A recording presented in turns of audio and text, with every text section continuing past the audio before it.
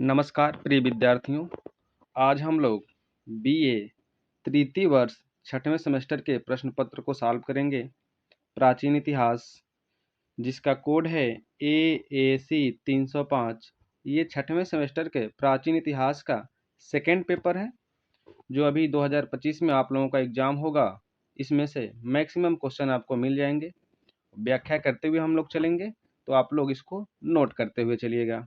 ये one day exam के लिए भी महत्वपूर्ण होने वाले हैं। तो चलिए, 50 क्वेश्चन की श्रृंखला है और सॉल्व करते हैं हम लोग।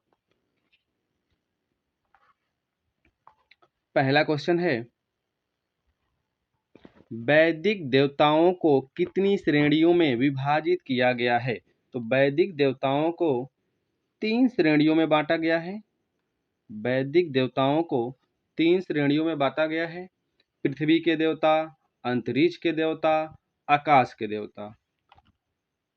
3 लोक थे और 3 लोक में 3 श्रेणियों में देवताओं को बांटा गया था वैदिक काल में। दूसरा प्रश्न है, ऋग्वेद में देवताओं की कुल संख्या कितनी बताई गई है? तो ऋग्वेद में एक जगह उल्लेख मिलता है कि कुल 33 देवता थे। कितने देवता थे? 33 देवता थे। प्रत्येक लोक में 11 देवता बताए गए हैं और तीनों लोकों को मिला करके कुल देवताओं की संख्या 33 बताई गई है। तीसरे प्रश्न पर हम लोग चलेंगे।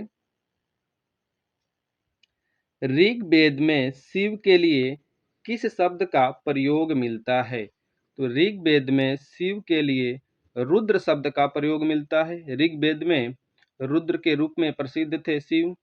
रुद्र विनाश के देवता माने गए हैं। और इंद्र, ऋग्वैदिक काल में इंद्र सबसे महत्वपूर्ण देवता थे। ये आर्यों के युद्ध के नेता थे। इनको पुरंदर नाम से भी पुकारा गया है। पुरंदर, किले को तोड़ने वाला। पर्जन्य, ये वर्षा के देवता थे। और प्रजापति, प्रजापति ये भी अंतरिक्ष के देवता हैं। चौथा प्रश्न है, वज्र किसका आयुध है? तो वज्र जो है इंद्र का आयुध है। आयुध हम हथियार कह सकते हैं। तो वज्र जो है इंद्र का आयुध है। और ऋग्वैदिक काल में शिव के लिए रुद्र शब्द का प्रयोग है। वरुण जो है समुद्र और जल के देवता माने गए हैं। और मित्र जो है, मित्र शपथ और प्रतिज्ञा के देवता माने गए हैं। तो वज्र आयुध हो जाएगा ऑप्शन डी। पांचवें प्रश्न पर हम लोग चलेंगे। पांचवा प्रश्न क्या कर रहा है, महाभीषक संज्ञा किस देवता की है? तो महाभीषक संज्ञा जो है रुद्र देवता की है। ऋग्वेद में शिव रुद्र के रूप में प्रसिद्ध थे। कृष्ण जो है ये भागवत धर्म से संबंधित हैं। कृष्ण की पूजा भागवतों ने की थी, इसीलिए इनके एक भागवत धर्म की शुरुआत की थी। पूषण जो है, पूषण वैदिक काल में पशुओं के देवता माने गए हैं। और मित्र अभी ऊपर बताए हैं कि मित्र जो थे शपथ और प्रतिज्ञा के देवता माने गए हैं। छठवें प्रश्न पर हम लोग चलेंगे। छठवां प्रश्न क्या कर रहा है? छठवां प्रश्न है, पाशुपत संप्रदाय के प्रवर्तक थे। तो पाशुपत संप्रदाय शैव धर्म से संबंधित है। शैव धर्म कई संप्रदायों में बटा हुआ था। तो शैव धर्म का सबसे प्राचीन संप्रदाय जो था पाशुपत संप्रदाय था। तो पाशुपत संप्रदाय के जो प्रवर्तक थे लकुलीस माने जाते हैं। पाशुपत संप्रदाय के प्रवर्तक लकुलीस माने जाते हैं। पशुपत पर मत जाइएगा, क्योंकि पशुपत नहीं है। पूषण जो है वैदिक काल में पशुओं के देवता हैं। वरुण समुद्र और जल के देवता माने गए हैं। अगला प्रश्न है, सातवां प्रश्न, निम्नलिखित में से किसमें गणपति का विनायक के रूप में उल्लेख मिलता है?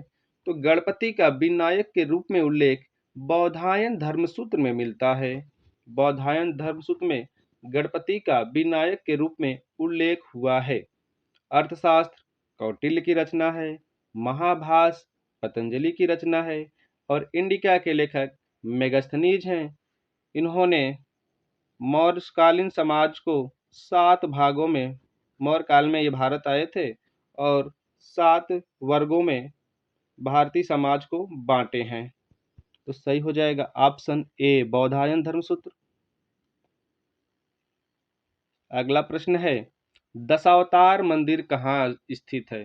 तो दशावतार मंदिर उत्तर प्रदेश ललितपुर में स्थित है। देवगढ़ का दशावतार मंदिर, देवगढ़ जो है बेतवा नदी के तट पर है और देवगढ़ का दशावतार मंदिर विष्णु से संबंधित है। तो सही हो जाएगा ऑप्शन ए। 9वां प्रश्न है पापों का नाश करने वाले देवता के रूप में किसे महत्व दिया गया है? तो पापों के नाश करने वाले देवता के रूप में शिव माने जाते हैं। शिव, गणेश जो हैं ये शिव के पुत्र माने गए हैं। इंद्र जो हैं वैदिक काल के सबसे महत्वपूर्ण देवता हैं। इनके लिए 250 सूक्त ऋग्वेद में मिलता है। पूषण जो हैं ये पशुओं के देवता हैं। 10वां प्रश्न है गायत्री मंत्र का सर्वप्रथम उल्लेख कहाँ मिलता है? तो गायत्री मंत्र का सर्वप्रथम उल्लेख जो ऋग्वेद के तीसरे मंडल में मिलता है। गायत्री मंत्र की रचना विश्वामित्र ने की थी। गीता, गीता महाभारत के भीष्म पर्व का हिस्सा है। सामवेद, सामवेद को संगीत का जनक माना जाता है। तो गायत्री मंत्र ऋग्वेद हो जाएगा। ऋग्वेद के तीसरे मंडल में विश्वामित्र ने गायत्री मंत्र की रचना की थी। 11वां प्रश्न है सूर्य को किसका पुत्र माना गया है? तो सूर्य को धौ या धौस का पुत्र माना गया है। 11 नंबर प्रश्न का आंसर हो जाएगा ऑप्शन बी। सूर्य के लिए ऋग्वेद में 10 सूक्तों का वर्णन किया गया है। 10 सूक्तों में सूर्य का वर्णन मिलता है। 12 नंबर प्रश्न है निम्नलिखित में से किसे नृत्य कला का महानतम आचार्य कहा गया है? तो नृत्य कला का महानतम आचार्य शिव को कहा गया है। ऑप्शन हो जाएगा सही ए शिव। कृष्ण को वासुदेव कृष्ण कहा गया है। कार्तिकेय ये शिव के पुत्र थे। इंद्र जो थे वैदिक काल के प्रमुख देवता थे। आर्यों के ये युद्ध के नेता माने गए हैं। 11 नंबर प्रश्न है ऋग्वेद के कितने सूक्तों में सूर्य का वर्णन है? तो ऋग्वेद के कुल 10 सूक्तों में सूर्य का वर्णन मिलता है। सही हो जाएगा ऑप्शन बी 10। 14 नंबर प्रश्न है रुद्र की पत्नी के रूप में पार्वती के नाम का उल्लेख कहाँ मिलता है? तो रुद्र की पत्नी के रूप में पार्वती के नाम का उल्लेख तैतरीय आरण्यक में मिलता है। सही हो जाएगा option A Taittiriya Aranyaka.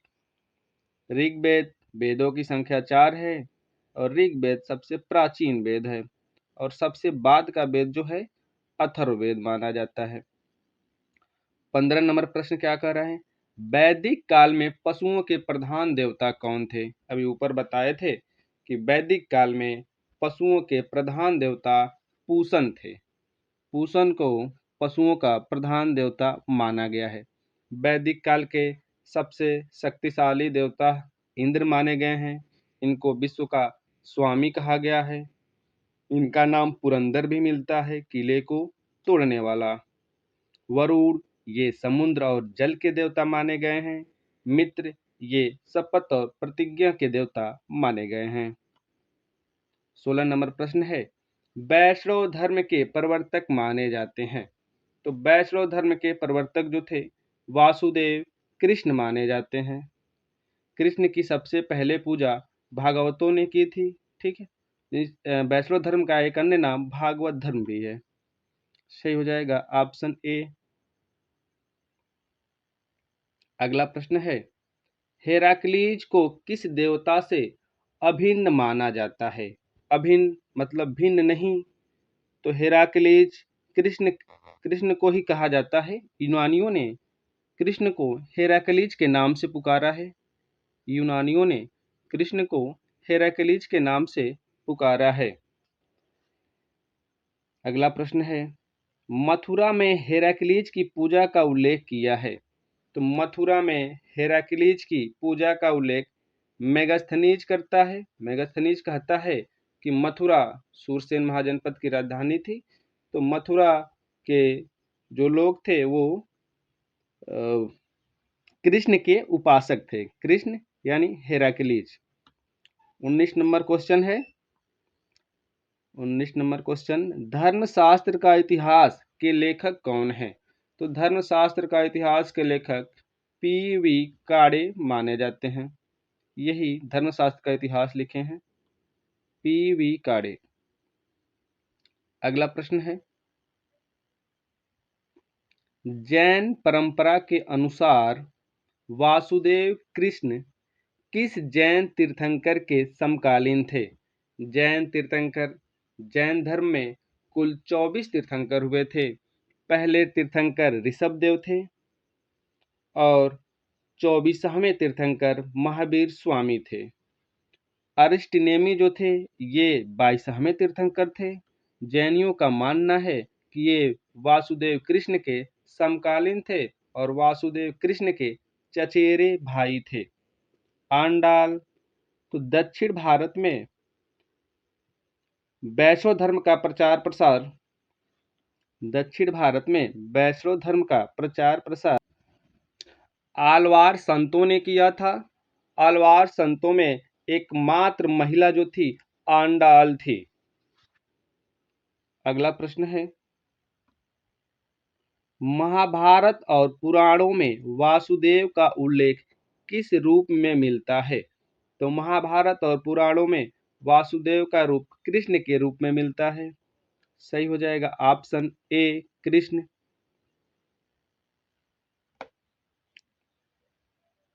22 number प्रश्न है, हेलियोडोरस किस धर्म का अनुयायी था?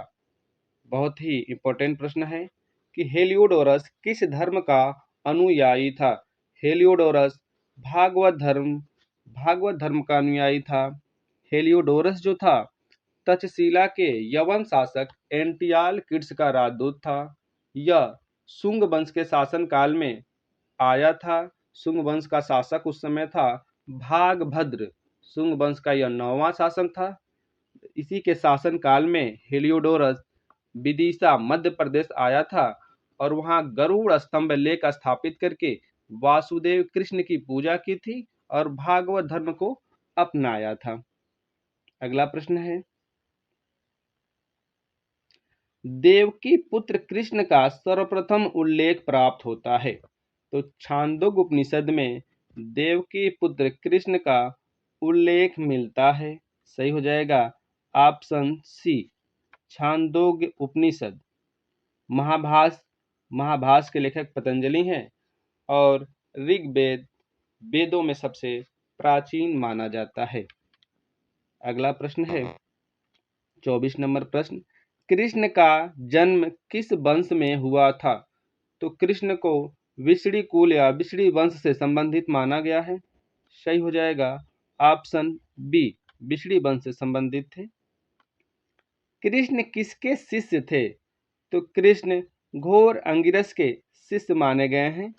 सही हो जाएगा ऑप्शन ए घोर अंगिरस के शिष्य थे कृष्ण। 26 नंबर प्रश्न है, अवतारवाद का संबंध है। अवतारवाद का संबंध वैष्णव धर्म से संबंधित है। वैष्णव धर्म में विष्णु के 10 अवतार माने गए हैं। जो पहला अवतार था मत्स्य अवतार था और जो अभी भविष्य में होने वाला अवतार है वो कल्कि अवतार है जो संभल उत्तर प्रदेश में होगा। तो सही हो जाएगा वैष्णव धर्म से संबंधित है अवतारवाद का संबंध। 27 नंबर प्रश्न, विष्णु का प्राचीनतम अवतार माना जाता है। तो विष्णु का प्राचीनतम अवतार मत्स्य अवतार माना जाता है। कल्कि अवतार अभी होने वाला है। कूर्म या कच्छप अवतार इनका दूसरा अवतार माना जाता है।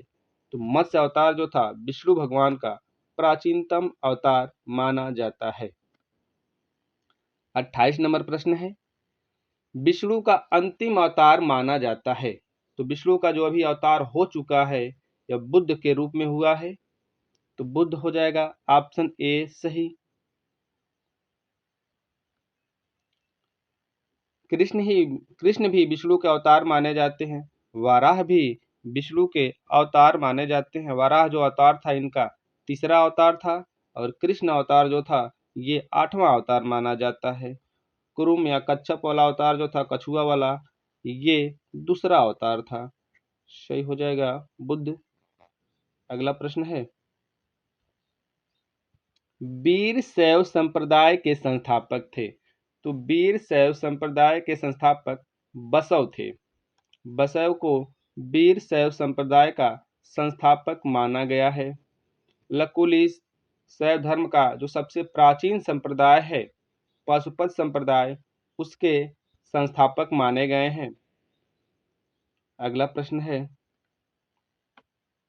प्रश्न नंबर 30, सूर्य के प्राकृतिक स्वरूप का वर्णन कहाँ मिलता है? तो सूर्य के प्राकृतिक स्वरूप का वर्णन ऋग्वेद में मिलता है। सही ऑप्शन ए हो जाएगा। 31 नंबर प्रश्न है, वैदिक साहित्य में किस देवता के लिए वक्रतुंड शब्द का प्रयोग किया गया है? तो वैदिक साहित्य में गणेश के लिए वक्रतुंड शब्द का प्रयोग किया गया है। गणेश को वक्रतुंड कहा गया है, एक दंत कहा गया है, लंबोदर भी कहा गया है, लंबा जिसका उदर हो, लंबोदर। 32 नंबर प्रश्न है, निम्नलिखित में से शिव का वाहन कौन है? बहुत आसान क्वेश्चन है। तो शिव का वाहन जो है नंदी है। 33 नंबर प्रश्न 33 नंबर प्रश्न क्या कह रहा है, वैदिक काल में पुरंदर किसकी उपाधि थी? तो वैदिक काल में पुरंदर इंद्र की उपाधि थी। इंद्र को पुरंदर कहा गया है। किले को तोड़ने वाला। अग्नि जो थे पृथ्वी के देवता, इंद्र अंतरिक्ष के देवता, वरुण जो थे आकाश के देवता थे, रुद्र भी अंतरिक्ष के देवता माने गए हैं। तो सही हो जाएगा, पुरंदर शब्द का प्रयोग इंद्र के लिए हुआ है। 34 नंबर प्रश्न है कि ऋग्वेद के कितने सूक्तों में इंद्र का उल्लेख मिलता है? तो ऋग्वेद का 1/4 सूक्त जो है इंद्र के संबंध में है। तो सही हो जाएगा ऑप्शन डी, 250 सूक्त में इंद्र का उल्लेख मिलता है। 35 नंबर प्रश्न है, पुराणों के अनुसार गणेश का वाहन कौन है? तो पुराणों के अनुसार गणेश का वाहन जो है मूषक माना जाता है। Option D. अगला प्रश्न है, गणपति और विनायक सूत्रकाल तक किसके रूप माने जाते थे? तो गणपति और विनायक सूत्रकाल तक रुद्र के रूप माने जाते थे। सही ऑप्शन सी हो जाएगा। अगला प्रश्न है, मानव गृह सूत्र में विनायकों की संख्या कितनी बताई गई है? तो मानव गृह सूत्र में विनायकों की संख्या 4 बताई गई है। ऑप्शन बी 4 सही हो जाएगा।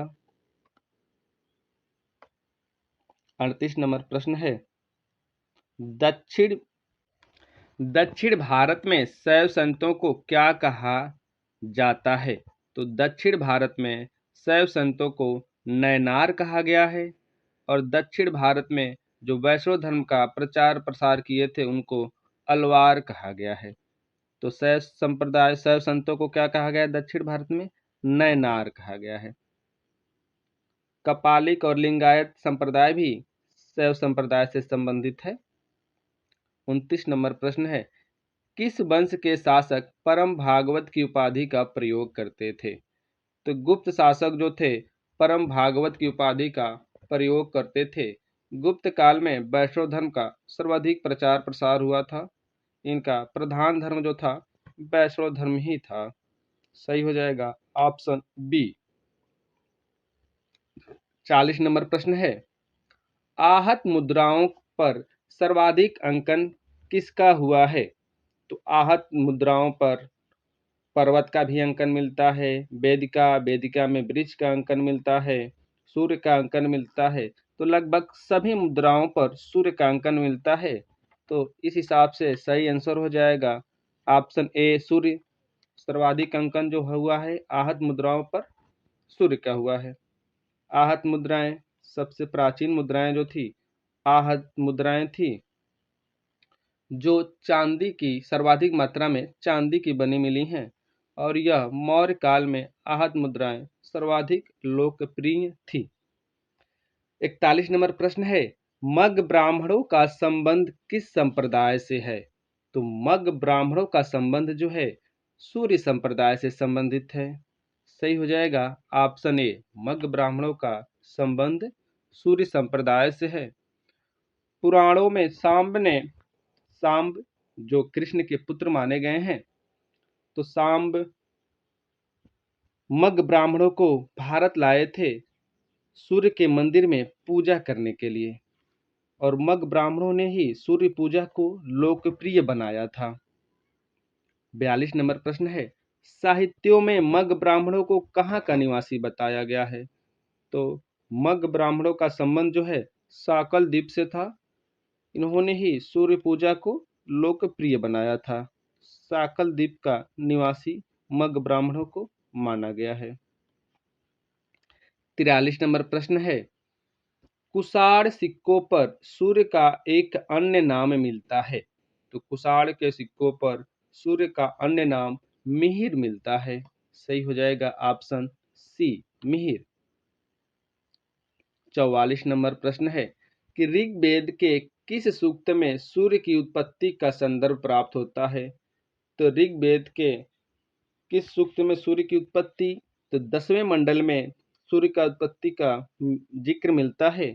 सही हो जाएगा ऑप्शन सी, पुरुष सूक्त। अगला प्रश्न है, निम्नलिखित में से किस देवता को लंबोदर के नाम से जाना जाता है?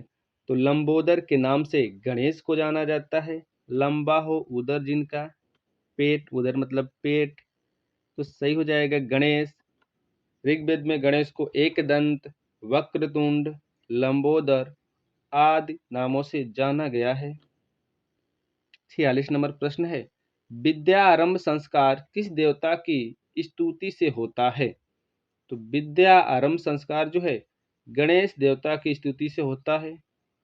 परम पूज्य का इनको अपने माता पिता से आशीर्वाद मिला था कि सबसे पहले पूजा आपकी होगी। 47 नंबर प्रश्न है, गणपति का शाब्दिक अर्थ है? तो गणपति का शाब्दिक अर्थ है गणों का प्रमुख, समूहों का स्वामी भी कहा जाता है। तो गणों का प्रमुख, ऑप्शन बी। अगला प्रश्न है 48 नंबर प्रश्न, गृह सूत्रों में किसे विघ्न और बाधाओं का देवता कहा गया है? तो गृह सूत्रों में विनायक को विघ्न और बाधाओं का देवता कहा गया है। ऑप्शन सही हो जाएगा ए, विनायक को कहा गया है। विनायक अपने भक्तों के मार्ग में आने वाली बाधाओं को दूर करते हैं, विघ्न को हरते हैं, दुखों को हरते हैं। अगला प्रश्न है 49 नंबर प्रश्न, मोदक किस देवता को प्रिय है? तो मोदक जो है गणेश को बहुत प्रिय है। ऑप्शन सही हो जाएगा सी, गणेश को प्रिय है। और इस श्रृंखला का आखिरी क्वेश्चन है, मार्शल के अनुसार सिंधु सभ्यता के प्रधान देवता हैं। तो मार्शल के अनुसार सिंधु सभ्यता के प्रधान देवता जो थे पशुपत थे। मैके महोदय को मोहनजोदड़ो से एक पशुपत की मुहर मिली है। इसी के आधार पर मार्शल महोदय ने माना था कि सिंधु सभ्यता का जो प्रधान देवता थे पशुपत थे। पशुपत से आशय शिव से भी लगाया जाता है। तो 50 प्रश्न थे। इसमें से जो 2025 में एग्जाम होने वाले हैं 6वें सेमेस्टर का, मैक्सिमम क्वेश्चन इसी से मिल जाएंगे। व्याख्या को अगर आप लोग नोट करते हुए चलेंगे, एक बार और सुन लेंगे तो पूरा क्लियर हो जाएगा। अगर वीडियो अच्छा लगे तो लाइक, शेयर और सब्सक्राइब जरूर करें। धन्यवाद।